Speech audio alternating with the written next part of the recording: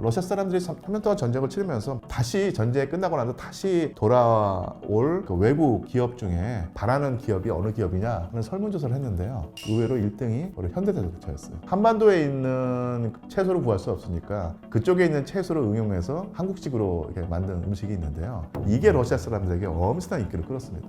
그런 면에서 한국이 러시아를 잘만 이용하면은.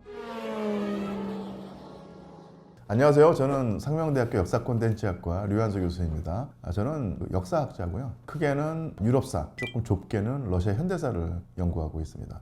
올해 초에 한국 슬라브 유라시아 학회장을 맡게 되어서 열심히 노력하면서 학회를 이끌어가고 있습니다.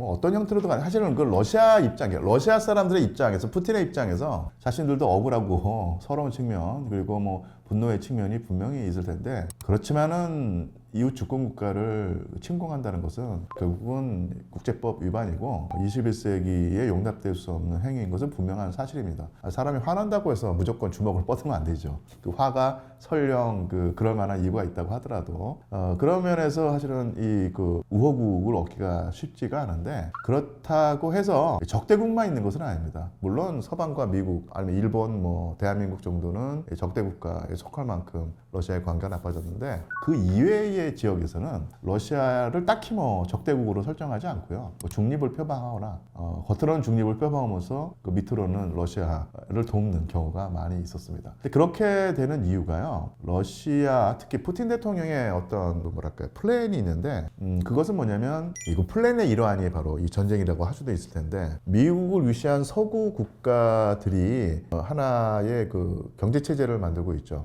구체적으로는 달러, 미국의 달러를 기축통화로 해서 미국의 패권이 유지되는 어떤 그런 경제연합체가 있습니다. 그래서 크게 보면 유럽연합이 있고요. 유럽연합은 유럽 국가들을 관장하고 있지만 사실은 미국이 엄청난 영향력을 행사하고 있는데, 그게 유럽연합이든 G7이든 아니면 서방이든 거기에 반대되는 하나의 대항체를 만들고 싶어 했던 거예요, 푸틴이. 그래서 만든 것이 예전에는 그 유라시아 경제연합이라는 것도 구상을 했었고요. 지금은 더 나아가서 여러분 많이 들어보셨을 겁니다. 브릭스.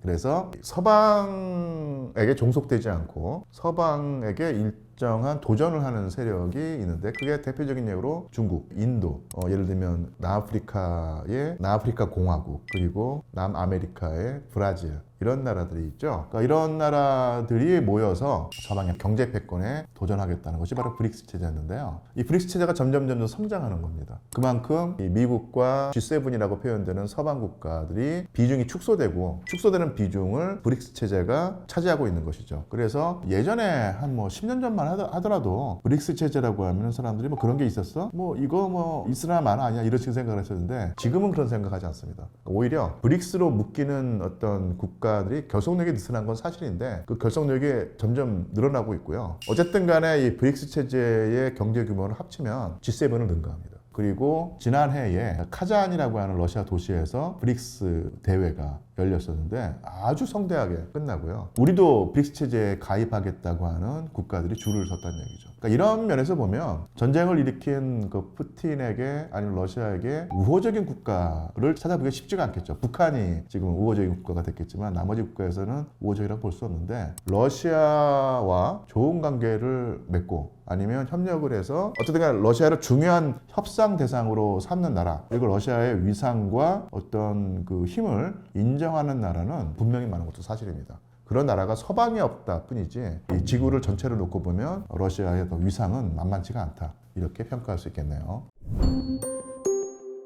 수치야 편차가 있겠지만 전반적으로 러시아 사람들이 대한민국에 호감을 가지고 있는 건 분명한 사실입니다. 그러니까 정부 차원으로 돌아와서요, 체제로 돌아와서 러시아의 그 전신격인 국가가 소비에트 연방일 텐데, 소련 때는요 철저하게 한반도 정책을 펼 때 북한 지지, 남한을 배제하는 것이었습니다. 그것은 이념에 따른 결과일 텐데, 그러다가 1991년에 소비에트 연방이 해체되고 정식 국권은 러시아 연방, 그리고 흔히 러시아라고 부르는 국가가 소련을 대체했죠. 그리고 자본주의로 체제 전환을 합니다. 그리고 10년 동안은 옐친이라는 인물이 다스렸고, 그 이후는 2001년부터 지금까지 쭉 푸틴이 통치하고 있는데요. 요 30년이 넘는 기간 동안에 러시아 연방, 특히 푸틴 대통령이 한반도를 보는 입장은 정말 일관적입니다. 북한과도 가깝게 지내고 대한민국도 하고도 가깝게 지낸다는 얘기죠. 어느 한쪽을 편들고 한쪽을 배제하는 것이 아니라 오히려 분쟁이 있는 두 나라일수록 러시아는 두 나라와 함께 가겠다는 것을 한 거예요. 이게 푸틴의 일반적인 총체적인 노선이었고 한반도에 적용이 된다는 얘기입니다. 그런데 차이점은 있어요. 북한과 러시아의 관계, 러시아가 북한에게 바라는 어떤 관계는 정치적인 것뿐이지 경제적으로 깊은 관계를 맺는 것을 별로 바라지 않았다는 얘기입니다.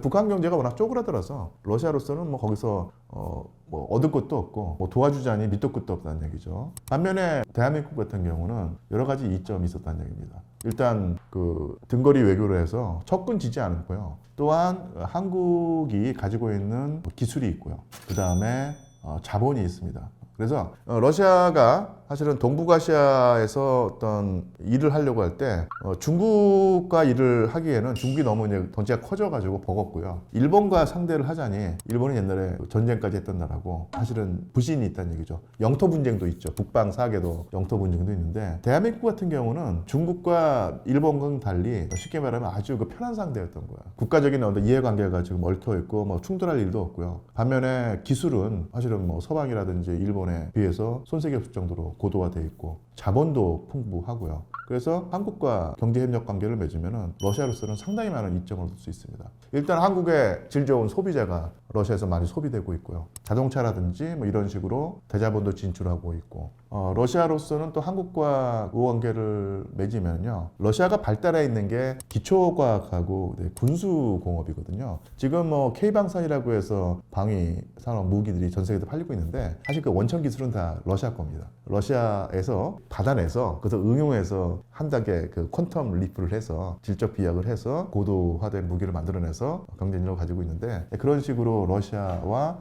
대한민국이 서로 윈윈 게임을 했던 것이죠. 그러니까 이런 식으로 좋은 경험이 생기면서 러시아 일반 사람들에게 한국이라는 나라가 아주 우호적으로 다가갔다는 얘기죠. 비록 최근에 3년 동안 전쟁을 하면서 두 나라 사이에 어떤 그 거친 외교적인 언사가 오고 가고 한국 뭐 지난 윤석열 정부가 상당히 러시아를 여러 가지 이유에서 쉽게 말하면 뭐 배척하고 험한 소리 하면서 감정의 교울이 깊어졌지만 그러면서도 사실은 푸틴 대통령과 러시아의 외교 고위 인사들은 한국과 대립각을 세우면서도 어떤 선을 넘어가지 않으려는 노력은 많이 했어요. 이 정도 선을 넘어가면 완전 파탄 지경인데 그 선까지는 가지 말자고 하면서 이렇게 말하면 좀 그 러시아의 입장이겠지만 러시아로서 꼭 참는 측면이 많이 있었습니다. 그리고 항상 싸우면서도 뒷문을 열어두고 협상하자는 자세를 취했고요. 그래서 다음에 뭐 어떤 그 대한민국의 대통령이 뽑힐지는 뭐 두고 봐야 되겠지만 새로운 정부는 아마 지금 그 전에 윤석열 정부보다는 러시아와 조금은 더 나은 관계 맺을 듯 하고요. 그렇게 된다면 설령 한국에 좀 뭐랄까요 실망했던 러시아 국민들도 다시 돌아와서 좋은 관계를 유지하려고 할 것이고 최근에 제가 본 자료에 따르면 러시아 사람들이 3년 동안 전쟁을 치르면서 외국 자본들이 다 밖으로 나갔지 않습니까? 코카콜라도 나가고 명품백 만드는 것도 다 나가고 했었는데 다시 전쟁이 끝나고 나서 다시 돌아올 그 외국 기업 중에 바라는 기업이 어느 기업이냐 하는 설문조사를 했는데요. 의외로 1등이 바로 현대자동차였어요. 그만큼 한국의 소비재 내지는 자동차라든지 이런 그 고부가 가치 상품에 관해서도 러시아 사람들이 높이 평가한다는 얘기죠. 러시아의 고려인이라고 하는 한국 출신의 러시아 시민들이 많이 있기 때문에 이들이 교량 역할을 해서 러시아 문화가 한국에 오는 경우, 한국 문화가 러시아로 가는 경우가 상당히 많이 있고 그 대표적인 예가요. 이게 저기 혹시 그런 말 들어보실까 모르겠는데 러시아 사람들은 까레이스키 살라드라고 하는데요. 이게 뭐냐면 한국 김치, 한국 샐러드라는 얘기입니다. 근데 사실은 우리나라에서 볼 수 있는 건 아니에요. 이게 그 고려인들이 중앙아시아에 살면서 한반도에 있는 채소를 구할 수 없으니까 그쪽에 있는 채소를 응용해서 한국식으로 이렇게 만든 음식이 있는데요. 이게 러시아 사람들에게 엄청난 인기를 끌었습니다. 러시아 사람들이 이게 육식을 하다가 고려인들이 만든 그 한국 샐러드, 한국 김치를 먹은 다음에 너무너무 좋아해가지고 지금 거의 뭐 모든 러시아 사람들이 즐기는 음식이 됐거든요. 그러니까 이런 식으로 직접적인 교류 내지는 매개체를 이용한 교류가 활발해질 듯 하고요. 앞으로도 무한한 미래가 열려 있습니다. 사실은 이 전쟁 이전에도 예를 들면 크림반도를 러시아가 우크라이나로부터 강탈 내지는 이렇게 탈취했을 때 서방에 엄청난 그 제재를 받았고요. 뭐 그런 식으로 서방과 계속 주기적으로 대립을 했었는데 그때 이제 제재하는 방법이 뭐냐면 러시아에 진출해 있는 외국 기업들이 다 철수하는 것이었거든요. 그때도 그랬었는데 한국 기업 같은 경우 일부가 끝까지 남았어요. 대표적인 예가 팔도라고 하는 도시락이라고 하는 컵라면 업체였고요. 그 이후에 또 과자 종류가 있었는데 그런 식으로 정부와 세계 그러니까 미국의 압박을 받아서 울며 겨자 먹기로 러시아에서 떠나는 기업이 거의 대부분이었는데 단기적으로는 손해를 보더라도 장기적으로 러시아에 남아서 러시아 그 소비자들과 계속 관계를 맺는 것이 장기적으로는 수익이 남는다는 판단을 했던 기업들이 몇 개가 있었습니다. 그게 그 중에 몇 개가 한국이었는데요. 그게 기가 막히게 주요했던 거예요. 그러니까 러시아 사람들이 좀 서방 사람들에 비해서 의리가 강합니다. 어려울 때 나를 보살펴주고 내 편에 서주는 사람이 있다면 그 사람과 좋은 관계를 유지하고 설령 나한테 부담이 되고 손해가 되더라도 나를 도왔던 사람을 도와야 된다는 생각을 하기 때문에 그 다음부터 그 기업이 엄청난 성장을 했던 거예요. 지금도 러시아 사람들의 사랑을 받고 있는데 의리를 중요시하는 러시아, 그러니까 그렇다고 해서 뭐 러시아 사람들이 뭐 모든 거 다 내팽개치고 의리를 추구한다는 얘기는 아니고요. 상대적으로 서방 사람에 비해서 의리를 추구한다는 얘기입니다. 그래서 그런 측면이 작용을 해서 몇몇 러시아에 진출해 있는 한국 기업들이 큰 효과를 봤다는 얘기고 앞으로 그 러시아에 진출하는 한국 기업이 상당히 많이 있을 텐데 그런 그 사례를 조금 더 연구하고 교훈을 얻으면은 조금 더 조금 더 정도가 아니라 러시아 시장에서 한국의 지분을 넓히는데 큰 도움이 될 것입니다. 전반적으로 말씀드리면 러시아는 전쟁의 영향을 사실은 많이 받지 않았습니다. 물론 전선에서 적지 않은 병사들이 죽어간 건 사실이지만 인명피해가 러시아에 큰 충격을 줄 수 있을 만큼 심한 것은 아니었고요. 설령 심하다 하더라도 푸틴이 다 통제를 하겠죠. 그리고 러시아 경제가 사실은 전쟁이 일어났을 때 서방이 제재를 하면서 3개월이면 러시아는 거덜난다는 식의 예상을 했었는데 오히려 그런 예상을 뒤엎고 서방은 경제 위기를 겪고 있는데 러시아는 사실은 상당히 큰 폭으로 성장을 했습니다. 물론 거기에 거품이 끼어 있겠지만 어쨌든 간에 잘 버텨왔고 제재가 러시아를 무너뜨리지 못했죠. 더더군다나 역설적인 상황이 있는데요. 러시아가 지금 그 전선에서 말이죠. 전투를 치를 때 징집병, 그러니까 쉽게 말하면은 그 징병한 병사들을 투입하는 것이 아닙니다. 전선에서 싸운 사람들은 계약병이에요. 계약병이란 말은 네가 군복을 입고 총을 들고 전선에서 적과 싸우면 너에게 이러이러한 돈을 주겠다라고 하면서 평상시라면 러시아 젊은이들이 벌 수 있는 최대치의 3배, 4배, 5배의 돈을 벌 수 있게 되는 거야. 그리고 비극이겠지만 죽게 되면은 상당히 많은 보상금이 나오고 그래서 주로 계약병으로 군복을 입고 전선에 투입된 사람들은 경제적으로 낙후한 변방지역 젊은이들입니다. 그리고 그 지역에 어떤 일이 벌어질까요? 병사들이 번 돈을 가족에게 보내고 그 가족이 그 돈을 가지고 소비를 하고 그러면서 그 낙후된 변방 지역의 경제가 활성화되면서 경제가 되살아납니다. 이런 식으로 역설적으로 전쟁을 하면서 러시아의 빈부격차가 줄어들고 지역이 개발되는 측면이 있었고요. 또 하나 러시아의 고질적인 병폐가 올리가르히라고 하죠. 그 재벌들이 있고 재벌들이 엄청난 돈을 벌면서도 그 돈을 해외로 빼돌려서 이게 하여튼 그런 안 좋은 측면이 있었는데 전쟁을 하면서 서방이 제재를 하니까요. 금융 차단하죠. 그래서 러시아의 재벌들이 돈을 벌어서 옛날에는 다 해외로 빼돌려서 부동산에 투자한다든지 요트를 산다든지 아니면 뭐 영국이나 프랑스의 성을 산다든지 뭐 이런 쪽으로 돈을 썼는데 이게 다 막혀버리니까 재벌들이 번 돈이 다 국내에서 도는 거예요. 그러면서 경제가 활성화된다는 얘기죠. 이런 식으로 전쟁의 역설적인 결과가 있습니다. 그래서 전쟁은 러시아에 큰 충격을 주지 못했다. 있다고 하더라도 그 충격은 충분히 푸틴이 통제 가능한, 제어 가능한 수준이었다. 근데 전쟁을 뭐 천년만년 할 것도 아니고요. 언젠가 전쟁이 끝나게 될 텐데 아마 그게 좀 더 빨리 올 수도 있습니다. 생각했던 것보다는. 근데 러시아의 그 문제는 바로 이거죠. 전시 경제를 통해서 경제가 활성화되었는데 그것은 결국 거품이 껴있다는 얘기고 전쟁이 끝나고 나면 그 거품이 꺼지기 마련입니다. 그 충격을 어떻게 완화할 것인가. 푸틴과 그 경제 브레인들이 능력이 뛰어나다면 그 전시 경제로 인한 거품이 꺼지는 것을 연착륙으로 유도해서 서서히 충격을 완화하면서 형식 경제로 돌아갈 것이고요. 만약에 그게 안 되면은 경착륙, 쿵 하면서 충격이 가겠죠. 그것은 상당히 러시아로서도 좀 골치 아픈 일일 텐데 한번 지켜봐야 되겠죠. 근본적으로 푸틴 정권의 어떤 안정성을 해치는 식의 급격한 변화는 있지 않겠지만 푸틴으로서는 잘못하다가는 현재 누리고 있는 상당히 높은 지지율을 깎아먹는 그런 상황을 맞이할 수도 있다는 점에서 위기라면 위기라고 할 수 있겠죠.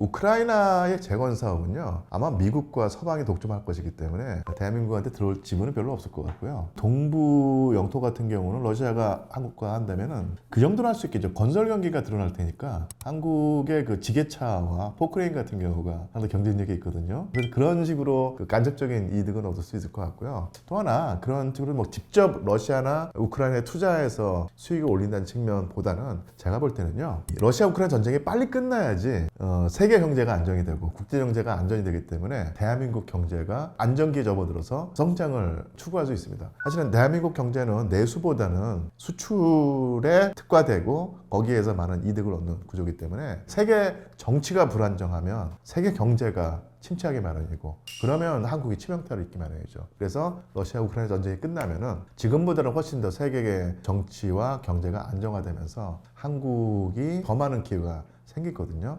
그런 의미에서 러시아 우크라이나 전쟁의 종식이 한국에게 기회가 될 수 있다고 보겠죠. 충분히 가능한 것은요, 러시아에서 빠져나온 한국 자본들이 다시 러시아에 진출을 해서 공장을 가동하고 현지화된 공장에서 나온 제품을 팔아서 이득을 얻는 것입니다. 대표적인 예가 바로 현대자동차겠죠. 현대자동차가 사실은 버티려고 했었는데 워낙 그 압박이 심해서 결국은 그 매각을 하고 나왔는데, 제가 알기로 그 이명 계약을 했다고 그래요. 일정한 시점 안에 다시 돌아오면은 아주 유리한 그 가격으로 그 공장을 다시 살 수 있게 해주겠다라고 하는 것이 있었고, 그런 식으로 러시아 정부와 한국 정부 그리고 한국 기업이 잘 그 딜을 한다면 다시 한국 기업 소유의 공장이 가동되면서 수익을 창출할 수 있는 상황이 충분히 가능합니다. 근데 뭐 또 최근에는 기아 자동차가 현지에 공장을 세웠다고 하고요. 오리온인가 하는 소비재 기업도 러시아에 진출을 했다고 들었습니다. 그런 식으로 러시아가 한국 그 제품과 기업의 이미지가 좋기 때문에 그런 식으로 적극적으로 진출하면요, 수익을 낼 수 있는 어떤 그 가능성이 아주 큰 것이 분명한 사실이죠. 사실은 뭐 러시아가 가지고 있는 몇 강점 중에 하나가 군수 공업이거든요. 그래서 러시아가 한국 무기를 살 일은 별로 없을 겁니다. 자체 생산이 가능하기 때문에 굳이 그럴 필요는 없고요. 제가 뭐 그쪽 분야의 전문가는 아니지만 가장 그 협력이 기대되는 분야가 우주 산업 진출이에요. 한국이 아직까지는 그 우주 진출에 관한 노하우가 없고 기술이 없는데 미국은 절대로 주지 않으려고 할 것이고요. 반면에 러시아는 미국과 필적하는 그 우주 산업 하이 테크놀로지를 가지고 있고 적절하게 조건만 맞으면 한국에게 이것을 줄 수 있습니다. 그 측면에서는 그 분야, 적어도 그 분야에서는 미국과의 협력보다 러시아의 협력이 훨씬 더 가성비가 뛰어났다고 할 수 있겠죠.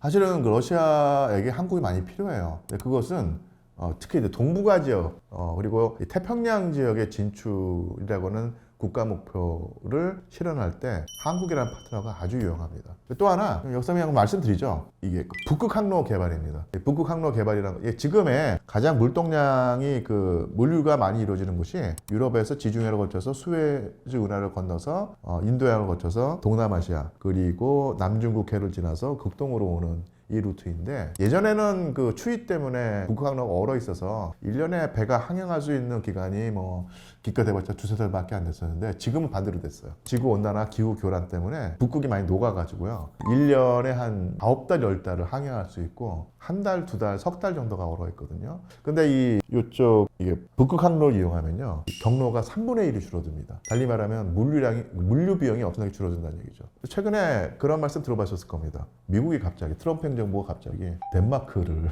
차지하겠다는 것이 그냥 뜬금없이 나온 말이 아니라 미국도 이 북극항로의 중요성을 아는 거예요. 그래서 러시아가 먼저 앞서가고 있는데 미국이 뒤처지지 않고 쫓아가려면 덴마크를 반드시 확보해야 됩니다. 그만큼 미국도 북극항로의 중요성을 안다는 얘기죠. 근데 북극 항로를 개발하면은 한반도가 중요해져요. 예, 결국 이 북극 항로의 종착점이 한반도이기 때문에 거기서 북극 항로를 개발하는데 러시아가 전력을 투구하고 있는데 그쪽 한 그 터미널에 해당하는 한반도, 북한이든 아니면 부산이든 개발하고 제휴해야 되기 때문에 한반도가 중요하죠. 중국과 일본은 껄끄러운데 한반도는 마음 편한 상대이기 때문에 그런 측면이 있습니다. 그래서 여러분들 꼭 북극 항로를 기억해 주시기 바라고, 북극 항로가 개발되는 것이 한국에게도 그게 도움이 된다 이렇게 생각하시면 되고요. 파트너가 러시아가 될 수 있다. 그러니까 북한에는 일단 노동력은 풍부한데요. 자본이 없지 않습니까? 그리고 기술이 없기 때문에 북한, 러시아 입장에서는요, 가장 좋은 거는요, 노동력 부족은 북한 노동력을 이용해서 메우고, 그 다음에 기술 부족 내지는 자본 부족은 대한민국을 이용해서 메우고, 이런 식으로 한반도를 활용할 수 있는 것이 바로 러시아고요. 그래서 북한과도 친하게 지내려고 하고 대한민국도 친하게 지내려고 하고요. 그러면 또 많은 한국인들이 아니 북한과 친한 러시아를 우리가 왜 가까이 지내야 되는데, 또 그런 걸 다 예상해서 러시아가 무슨 말을 하냐면요, 러시아가 북한과 우호적으로 지내고 대한민국과도 우호적으로 지내는 것이 충분히 가능하다.